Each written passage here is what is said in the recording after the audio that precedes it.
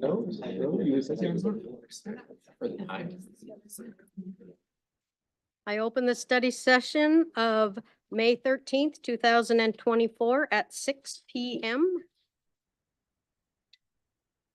All council members are present except for Barbara Botetto, who is not here. Do we have a motion to approve her absence? I'll make a motion to excuse Councilmember Potato.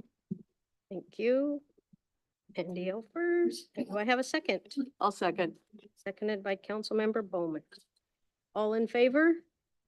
Aye. Any abstain? No? Passes unanimous. All right, before we begin, I want to remind everybody attending this evening's meeting in person that the meeting is being recorded and that the room is equipped with microphones throughout that will pick up any talking. So please refrain from having sidebar discussions that you do not wish for the microphones to record. I'd like to call it to order at 6 p.m., which I already did, and I will call on our first act of business is Parks and Trails Plan, Services Manager Derek Berry. Good evening, Mayor and Council. Tonight's really a discussion. I wanted to hear back from you. As you know, we've been going through this process since April actually of 2023. When we started doing our kickoff surveys and everything else. Through that process, we've gone through Port Stream Parks Commission. We got their recommendation on the 14th of March. We had a study session with you folks 25th of March. And then we had our planning commission public hearing. The main theme of that was about the Ryan House. Then we had our recommendation from the planning commission, where I shared with you as well during the public hearing that we took some of the comments and edited the final version that's before you tonight.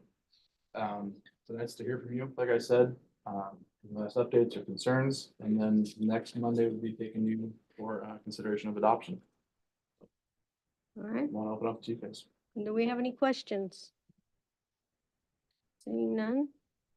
Do we have any questions out on this end? No? Okay, I'm gonna call on Derek Berry. When you're done. Yeah. Did you have a question? Andy, did you? No, he's helping me find it. I'm trying to pull it up. Thank you. So Mayor, if there's no questions from council and there's no edits that they would like to see, this will be on your agenda for next week for consideration. It'll be on unfinished business, which we already held multiple public hearings on it. All right, so we're good with that? I do have one comment. So it's really nothing. On the acknowledgements page, Earl Stewart is on, and we should probably put on Mr. Ranky. He's underdressed tonight, as you can see, but we should still put him on. Making us all feel more comfortable. Yes, tonight. it is. It's working well. Thank you. Thank you, Carl. We'll fix that. Thanks. All right. All right, if there's no further business with that, we will move on to the White River Project update. Robbie Wright, City Attorney Andrea Marquez.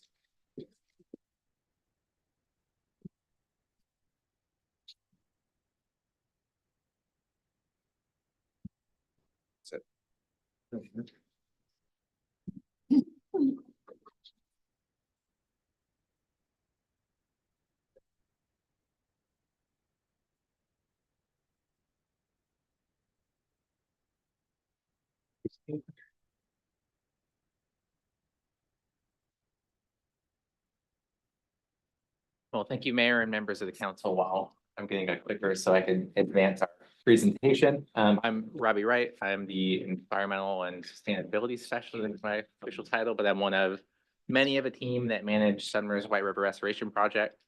It's a huge project, and we're glad to give you an update on where we're at and what's coming ahead of council soon. So to start off, a bit of history. How the White River Project started actually goes way back to the golf course. A lot of people talk about the golf course in Sumner all the time, and where is it? Well, it closed about 10 years ago.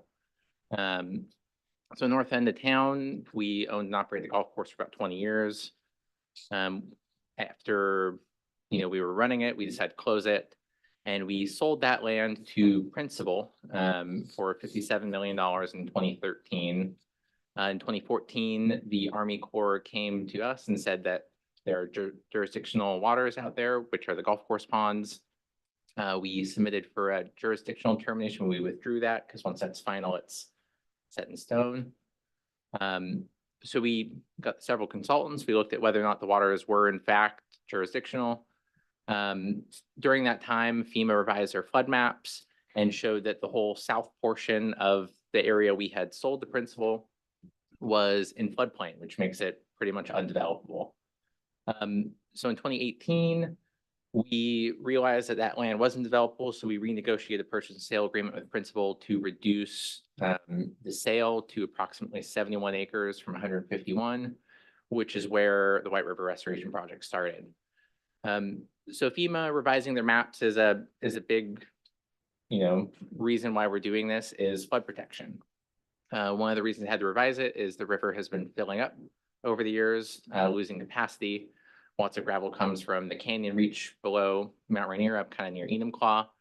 And as you can see in 2015, a 5,500 CFS flow would flood. That's well within what Mud Mountain Dam releases on an annual event. So we put in some ESCOs and we bought ourselves some time. We also then went and said, okay, how can we solve this? So we formed the dialogue group. So back in, I believe, 2014 or 15 is when we first started the dialogue group. We engaged the Puyallup tribe, the Muckleshoot tribe, Pierce County, and everybody came together and said, okay, what can we do to solve the problem? We came up with a 4-project solution that looked all the way up from the Stewart Road Bridge, not too many, all the way up to Stewart Road Bridge, a levee just downstream, what we call the Point Bar Project, and the Habitat Project, which I'm mostly going to focus on. But before I dive into that, I figured a quick update on the other ones. Stewart Road Bridge, you've heard quite a bit of. I think Michael Kosa and Drew McCarty are the project managers for that, and they're getting close to bidding for construction. They just have a few right-of-way things to work out, and some easement type stuff. The setback levy and the Point Bar projects are things that we're actively working an acquisition for. Council recently approved the acquisition of the DMI property for about $8 million, which is one of the last properties we need for the Pacific Point Bar and the setback levy. So there's kind of a picture where it looks like today, minus a few buildings because we've been demoing them as we buy them. And in the future, we expect it to look something like that. And for reference on the properties, one too many. Oh man, it's skipping all back. There we go.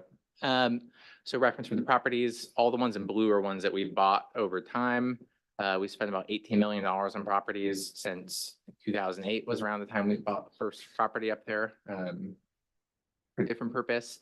And we've got, Robbie, you yeah, should give yourself some kudos that the majority of these properties were purchased with grant funds. yes, they were. Yeah, so of the $18 million, over half of that was purchased with grant funds, probably the largest funder of this. Thank you, Andrea. It's a good point to acknowledge our funders because without them, we wouldn't be here. Yeah, so over half of that was mostly funded by the Pierce County Flood Control Zone District. RCO has also given us several grants. We have 2 more that we're working on getting reimbursed for right now. So yeah, that's property acquisition. The one that's listed is 550,000. I believe we're close to closing some of the negotiations. A right-of-way agent is, so that's something council will probably see in the July, August timeframe. So the Habitat Project. So 200 acres of area. It's all of the golf course, all of the old agricultural land down to the GSA building. It's going to create side channels and wetlands and really store a lot of floodwaters that would otherwise go into the industrial area. This time last year, we were thinking we were about to bid for construction, but we've had delays with partnerships and with permitting, permitting being the big one. Let's see if it goes forward 1 this time. It went 2. Permitting being the big one. So we actually submitted our 404 permit application in 2020, expecting that to take about a year. 1 year later, the Corps issued a notice, which is the start of the permitting process. So it's already a year beyond and we're just getting started. We got all of our ecology permits and our NOAA permits the following year, US Fish and the cultural resources things the year after that. And then because of changes in partnerships, we had to modify all of those permits, which just happened earlier this year. So with all of that, we're pretty much ready to get going on construction. The current status is the water, sewer, gas, and communication lines along 24th Street. You can kind of see that in the map. All of that work was done to bore all those utilities underneath the river out of the way of the floodplain in preparation for this construction. That just got substantial completion earlier this year. We hired a construction management team the previous year who has experience working on projects like King County's county line setback projects. So they're getting geared up to help us launch the contractor when we hire one. As I mentioned, all of our permits we've received. Any permits that had to be modified are being modified. SEPA and Shoreliner, some that are expected to be complete later this week and next week. And then we're bidding the phase 1 of earthwork. We actually just hit publish on that today. So it'll be live for advertisement at midnight. That phase 1 earthwork is, we're going to be excavating about 200,000 yards of dirt. And we're going to be moving that suitable dirt up to the golf course developer. The engineer estimates found 4.5 million. It's going to save the project quite a bit of money from hauling dirt off site. The developer, principal who's purchasing our land as part of this is willing to take a lot of soil that we would have had to find a place for either off site or reduce how much flood benefit we could have because we no longer have the railroad to take all of that soil. So they've been a big help in getting that somewhere to go, which is why we're doing it a phase 1 so we can go ahead of their construction. It also helps us close on the golf course, which is one of the next steps. And I think Andrew will talk about that later, right? In the next presentation. Other work that has to happen outside of the phase 1 earthwork is Puget Sound Energy. They've got some power utilities. We have a few agreements with them that we made back when BNSF was going to help pay for the relocations. So some of those agreements might have to come back through council, but PSE is going to be working on relocating their power still. Still likely be out there at the same time we are moving dirt. That phase 1 earthwork contract will come before council on the June 10th meeting. It'll go to the Public Works Committee on the 4th. The week prior to that, we expect to have bids back and doing our due diligence at the end of the month. The redesign, so with all the partners leaving, we had to go through redesign. Some of the effort was put on hold so we can really focus on getting this earthwork project out. That full redesign is expected to be done Q3, so we can actually bid the full project at the end of the year. So that full project is probably about another 50 million on top of what we're spending for this. So it's gonna be a large project, one of the largest I'm aware of in the city. But I went through that relatively quick and I'm happy to answer any questions. Any questions? No? Are we good down there? Mr. L I first. do have to ask a question. So can you tell me so we talked about a couple of things, the property acquisitions and then the redesign and then the sale. What are some things that you think, complications that you would anticipate or things that could slow things down or change some of the outcomes? Oh, I mean, before I would have confidently said not a lot, but then I'll change with partners. So it's, anything could happen. But I think once we get everything redesigned and out for construction, the only real big hurdles for construction I see is going to be some of the procurement. So that's things we're working on ahead of time is where can we source logs for the project? Where can we source plants? And so trying to find a lot of the sources for things we think might be short up front. I think will eliminate a big barrier. Andrea mentioned she'll talk about construction, but is there something you want to say? Another potential complication could be what the bids come back as. We just have no idea. We have a good engineer's estimate, but the bidding climate has been difficult for the city lately. So whether or not we're fully funded remains to be seen on that piece. Yeah, and is fully funded. I had some slides in the previous version with the pie charts of what funding looks like. And because we're pulling this out, it's going to change that overall picture. But I mentioned around 50 million for the remaining part of that. And the majority of that is grant funding. Same with the acquisition. The Pocatello District is paying for about 25% of our overall project. Same with the state. We got a large grant, $14.6 million from the state through the PSAR program.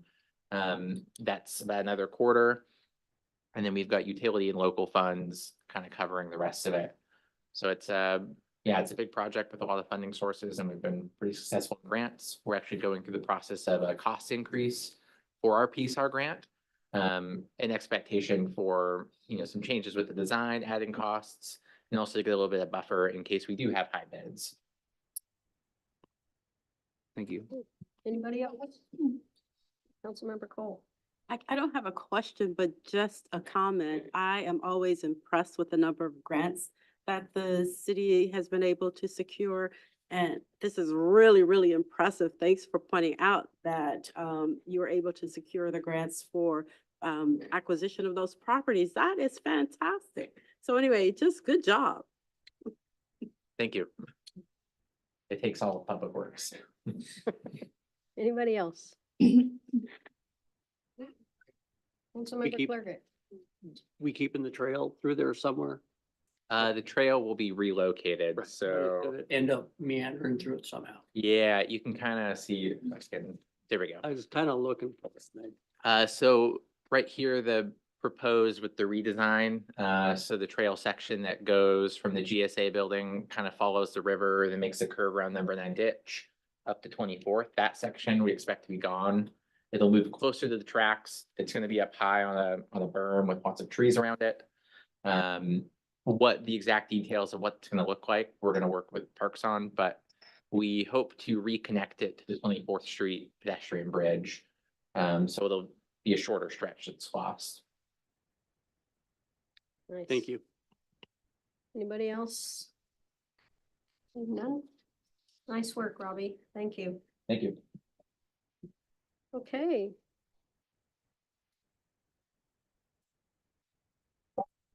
Moving on to number 3 on our agenda, new operations center update.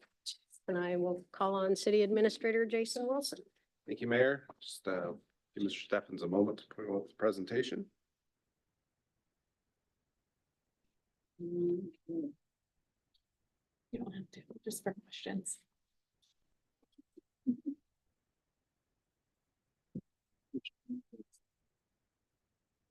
Today's date. And it says, So, yeah, it's that one. It's that. Okay. Just seconds.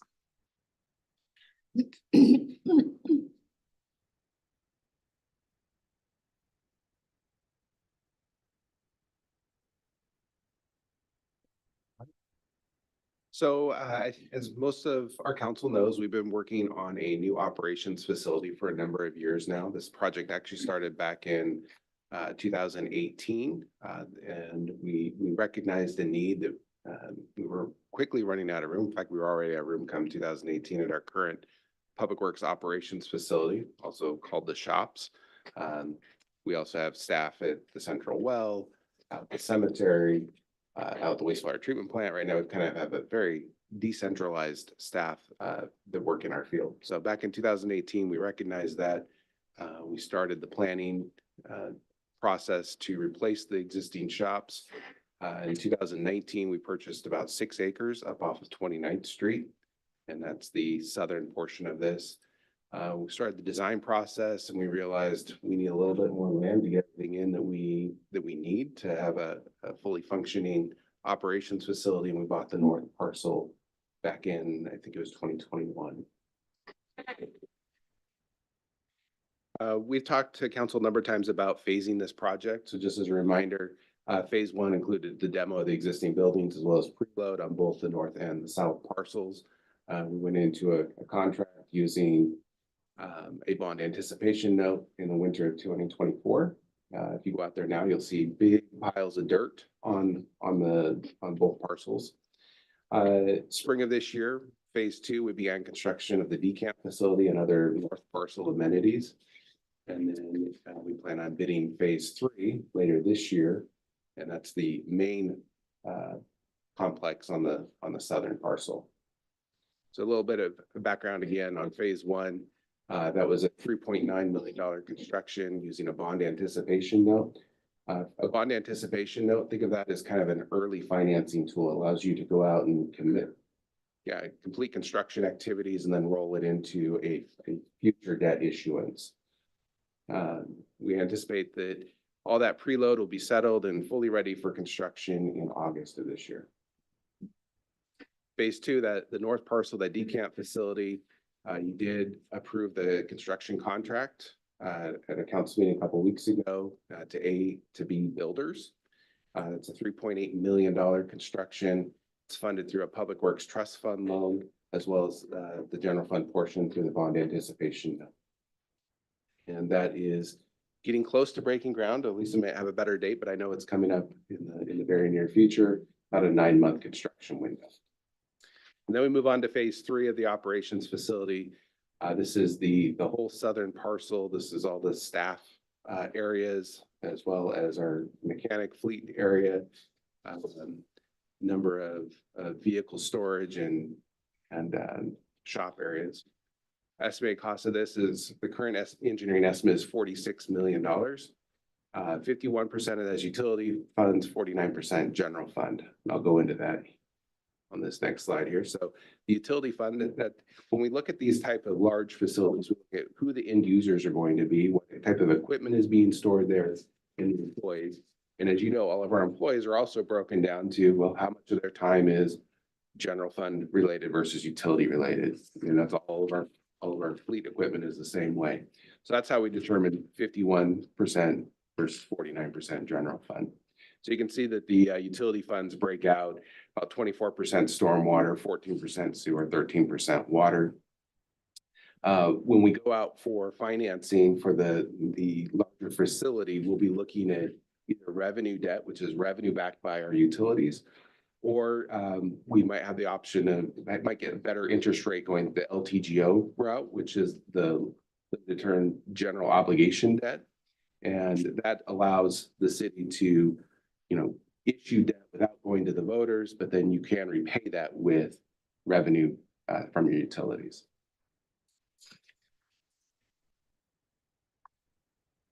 General fund portion, we have a few different options here. The proceeds from the Sumner Meadows Golf Course has long been considered the most viable option for funding the general fund portion. Outside of that, you'd be looking at other LTGO type of bond issuance, or any sort of general fund reserves or balance you may have. So obviously, we're talking about the operations facility, but just like the White River restoration, that's all kind of tied back down to the golf course sale. So I want to spend a few minutes and update you on where we're at with that. And Robbie did a good job. He hit most of these already, but I do want to point out that, the council back in 2012, so we're 14 years now into this process, they authorized the surplus and sale of the golf course. And as Robbie said, we listed it in 2013, we sold 151 acres to a company called Sumner Meadow LLC, which you'll also hear be known as Principal. Went through a lot of changes over the floodplain issues and jurisdictional waters. And eventually back in 18, renegotiated that purchase and sale agreement down to the 71 acres. Out of that 71 acres, there actually is a little bit more that is being sold to Principal, because when the railroad left, you had about 11 more acres come back into the fold that Principal decided to purchase. So the final sale price is about $46 million after you pay all of the closing costs, all the other miscellaneous fees when you sell property. The city anticipates net about $41 million. So some considerations, your financial policies do set some framework for how we deal with this 41 million. First off, financial policies encourage one-time revenue be used for one-time expenses. Prior councils have expressed the desire to use these funds to fund another asset. So basically using this capital asset to fund other capital assets in the city, not just one-time expenses that don't have a longer life. In 2021, with that in mind, council passed 2 resolutions of intent for the use of golf course sale proceeds. And the whole purpose of passing these resolutions was to help us leverage it for outside grant funds, because all grants have some sort of local match that we have to meet. So while these resolutions are non-binding, but they have been relied on for the feasibility of both the White River Restoration Project as well as the operations facility.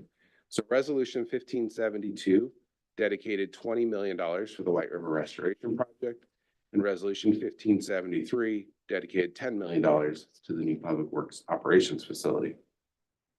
However, since 2021, of course, things change. In a lot of good ways, right? Number one, the city's received additional funds for the White River Restoration Habitat. We've gotten more grant funding, which is great. We've also received additional funds for the Stewart Road Bridge, which is one of the 4 White River Restoration projects that we are trying to fund. And we also got additional funds for the Point Bar project. Like Robbie mentioned, we got a lot. We just bought DMI. That was an $8 million grant. So that's all things that we thought we were going to have to find the local funds to help pay for. And that's why you saw that $20 million number in the resolution. The flip side of that, the cost of building construction of the operations facility has exponentially increased. As I said, the latest engineering estimate, including the contingencies for the south parcel, is about $46 million. You need to also then consider the $5 million bond anticipation note that we're using to fund early work on phase 1 and phase 2. So really, once you take that $51 million, you apply the 51-49 split, you're about $25 million of general fund costs and $26 million in utility funds. Obviously, the longer we wait, likely costs will continue to go up. Inflation, while the Fed is trying to slow it down, inflation is still in this area north of 4%, and that's straight inflation. That's not looking at construction costs, which when you look at the price of steel is growing a lot faster than 4%. So our plan is to bid this in fall of 2024. So just to kind of recap, our current estimated needs about $25 million for the operations facility. We estimate about $10 million now for White River Restoration. You can see that those two resolution numbers pretty much flipped exactly. So if you look at that $41 million net proceeds from the golf course sale, that does leave us about $6 million of balance of golf course funds. Now, I want to really heavily caveat this. We have engineering estimates, so we don't know what we're going to actually have to pay to do any of these projects until we get the bids open. And even then, you have to give yourself some wiggle room because you don't know what's going to happen when you're building these types of large projects. There's change orders in the field, you run into unexpected conditions, et cetera. So there's a lot of things that are still up in the air. I do want to point out, we do our best on engineering estimates, but just recently we've had 2 projects that have been 20% over that engineering estimate. So it's not, the sky's not falling per se, but there is things that we need to be aware of and consider moving forward. So what do we recommend? We recommend that you take the golf course sale proceeds and you put them into a new fund, a capital fund, and then allocate them as we bid these projects. And then whatever you have left over at the end, that's a whole separate discussion that this council or future councils can have on to how to effectively spend those monies. Of course, balancing public input and your council priorities. So if that sounds good to you, what you're going to see next week is a budget amendment to create a new capital fund, 004. That's going to allow for the easier tracking of these golf course sale proceeds, and also restricts it to a capital use. And that's a pretty broad category. The city is anticipating to close on the golf course in early June. It's going to be escrow dependent on a few things, but we're on track right now. The first week of June, we should be closing. And then once we receive those funds, we'll deposit them into that new capital fund. We'd begin a bond issuance process, which takes about 4 months. We actually have to be formally rated because this is such a large issuance.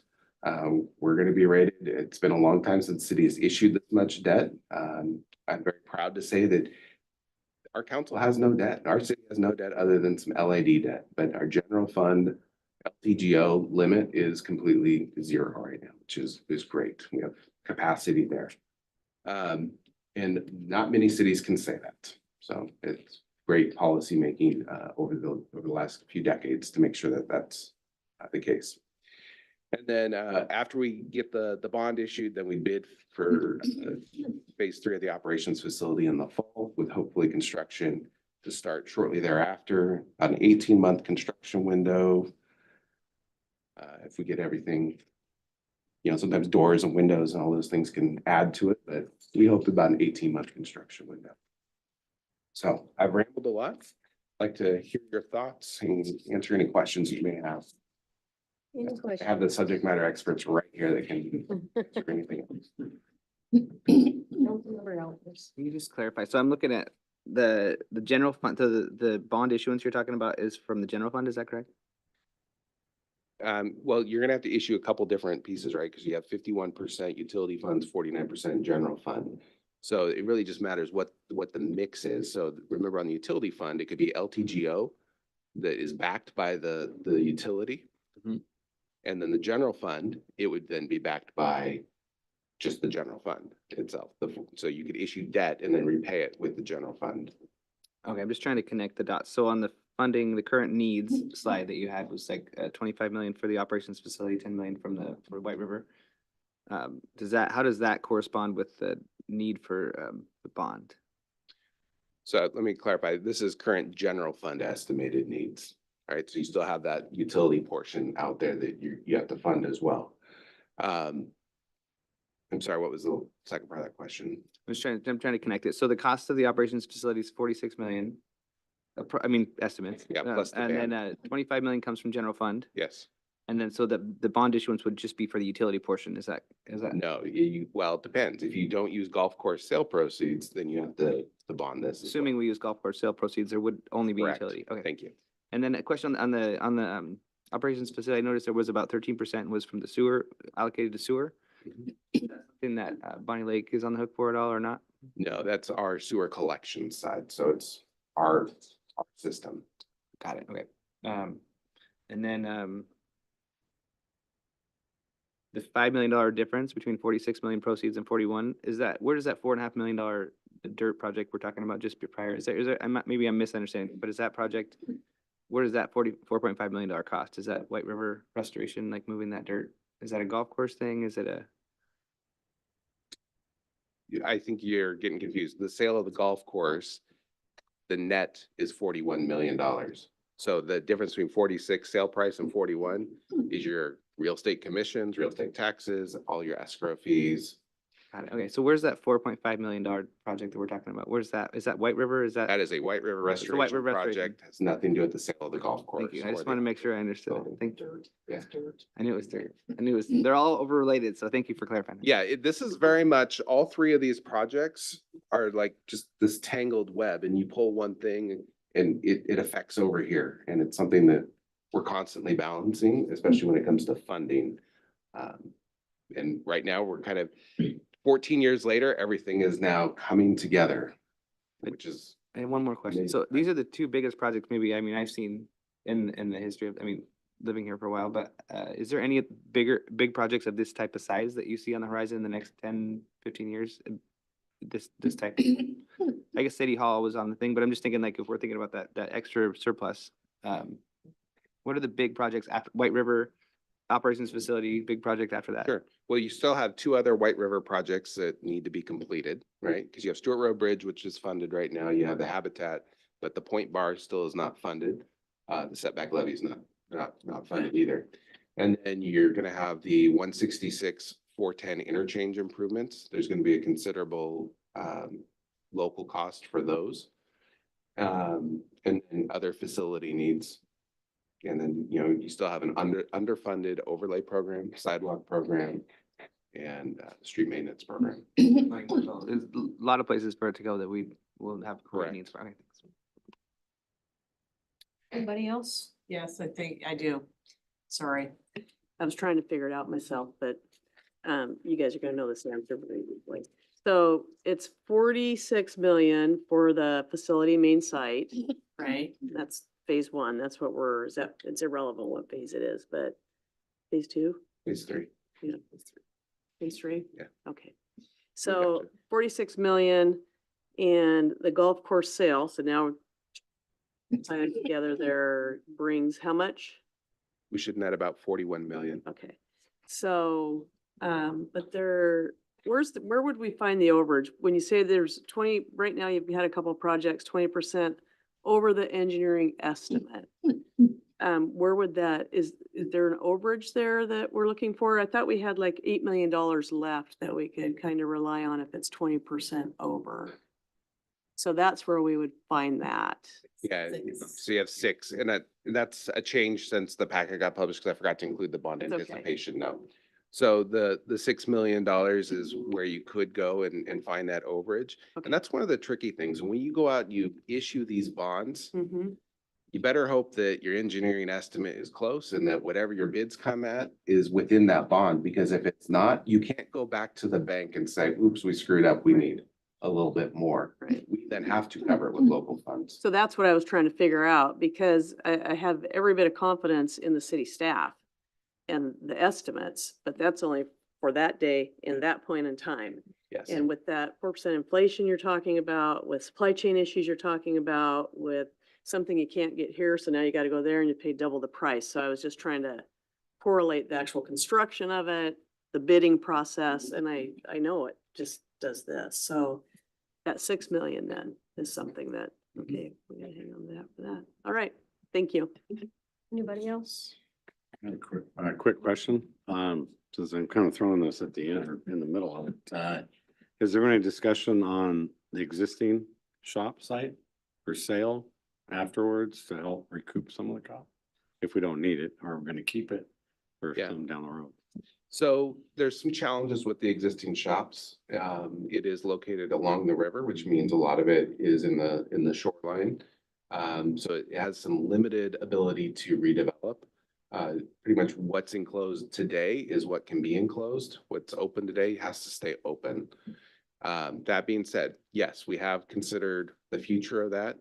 Everything from, do we repurpose it to meet one of our other facility needs that we have, or do we sell it? Last time we got it appraised, it was about $3 million valuation.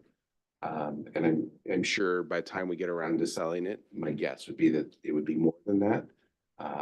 But it's really going to be a decision later on to decide keep it or sell it. Anybody else? Kurt, are you good? You guys good? All right, thank you. All right, thank you. So next week you'll have an ordinance to create that new fund at 004. Okay. You got that? All right, moving on to number 4, Ryan House Private Funding Resolution. Call on City Administrator Jason Wilson and City Attorney Andrea Marquez. She will be right back, but Carmen's going to join us as well. Carmen Palmer. Okay.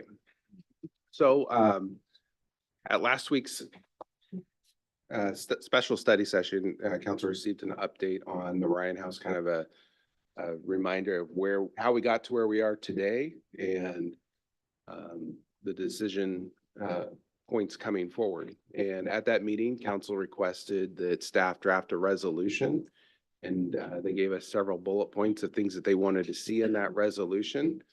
And we drafted it. Andrea drafted it and sent it out to council to review. And really, this is your opportunity to give us feedback on what you would like to see done, any edits you'd like to see happen, and then also what the next step should be if you want to vote on this or not. All right. Okay, I do have something. So you guys on page 2, I think it's down in like city paragraph. It's down in paragraph like 7. So we talk about an amount of $2 million. And I think we need to bump that amount up. I'm not sure. I'd ask for input, just based on what we're talking about with the inflation rate. Some of my own experience with the construction recently, I think it's probably more like $2.5 to $3 million.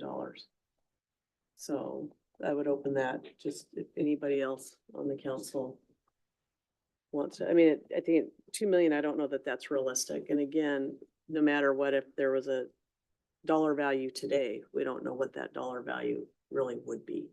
That's what I have found. So, thoughts? Thank you. And just to clarify, in that one, which is number 8, the 8th whereas on that, it says 2 million. The rest of this document references 2.2. So it should be 2.2 there. And then as your starting point, and then if you want to raise it more, we're happy to put whatever number in here you'd like. Thank you. Okay, anybody else? Well, I like the 2.2 million and at either that or 2.5, just because those are the numbers that we've been working with based on the estimates that the city received. And so to me, I don't think we should go higher than that because we want to kind of at least give the groups, any private groups that are doing this, an opportunity to raise it without being overly optimistic about what the number will end up being. Anybody else? I do, yeah. Yeah, I think I'm probably in favor of the 2.2 as well. The 2.2 that with, and then that includes an additional $300,000 the city is on there on the following paragraph. For the demolition, and that gets us to 2.5. I think there has been a little bit of, I think, Councilmember Potato emailed and said she felt more comfortable with 2.5 to 3. So I think that we get to the 2.2, you get to that 2.5. I think that would get her to where she was feeling comfortable. I think also there has been a couple emails I think that I saw that there's a lot of talk about grants and things, and I think I really appreciate that it doesn't require the city to spend any time looking for grants. I think if the funding comes in, then a discussion about grants is put forward. I don't think we spend any time worrying about grants until we see if the funding is there privately. So so I think the 2.2 is, I'm in favor of that as written. Anybody else? Mr. Brown? It's written that staff time will not be used. If grants are identified, the city won't pursue them if need be. That is the direction we heard last week, and we've already pursued all the grants that we feel apply here. And we've also asked DHP and Washington State Historic Trust, and they haven't provided us any other grants that we missed.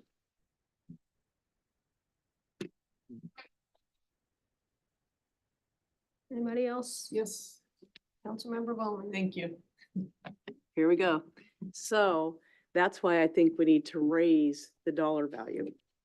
That's why I'm based on the construction need. Now, I know that creates an issue because if private funds are received, then how do you give that back? This is kind of what's going through my mind. Let's say that we settle on 2.5 million. What if it is a $3 million price tag? That's $500,000 that this city does not have to spend.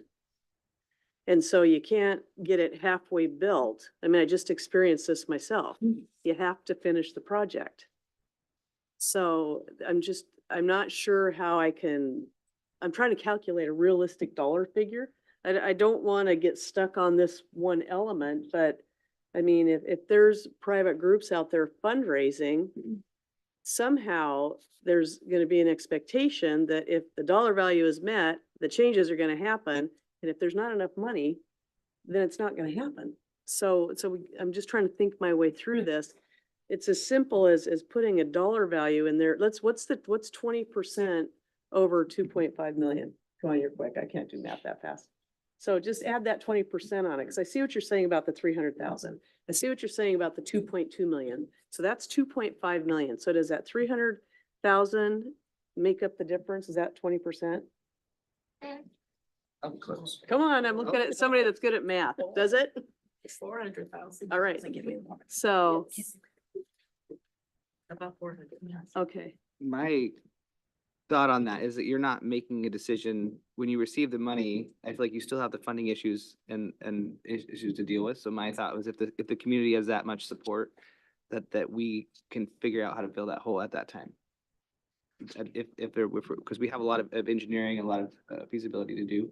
I'm open to doing that to some extent, but I do think that we heard from Ms. Palmer, that is a significant, $2 million is a significant amount to raise, and it's a very difficult thing. So I could probably go either way, but I also think that if we have community support for $2 million or $2.2 million, then I think that speaks pretty loudly about the fact that the community wants it, and the city might take a little bit of time to figure it out, but I think that does communicate something pretty strongly, in my opinion. Anybody else? No?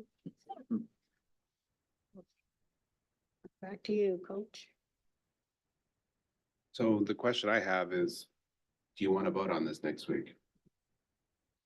You want more time to think about it? What do you want to do? This is your resolution. I'll vote.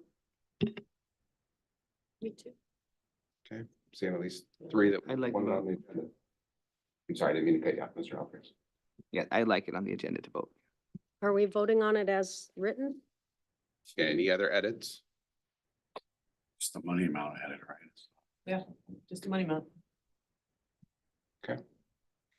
Well, we will put this on next week's agenda. If you think of another, anything else you want to do an amendment on, please reach out to me as soon as possible so we can help you craft that. And, other than that, it'll be on next week's new business, regular agenda. Thank you guys very much for doing this. All right, moving on to the city administrator report. The only thing I have tonight, Mayor, is we do have that AWC finance training. So I know a couple of you want to come in on Thursday and attend that. And if anybody else changes their mind and wants to do so, just shoot me an email. We'll make sure that we have room for you. And then other than that, back to you, Mayor, for agendas. All right, agenda setting, council meeting. Agenda calendar. Does anybody have any issues on the council in this meeting? Anybody see any issues? Okay. And on committees, are we good on committees? Any issues? We're good? All right, and I believe we have no executive session. So I will adjourn this meeting at 6:47.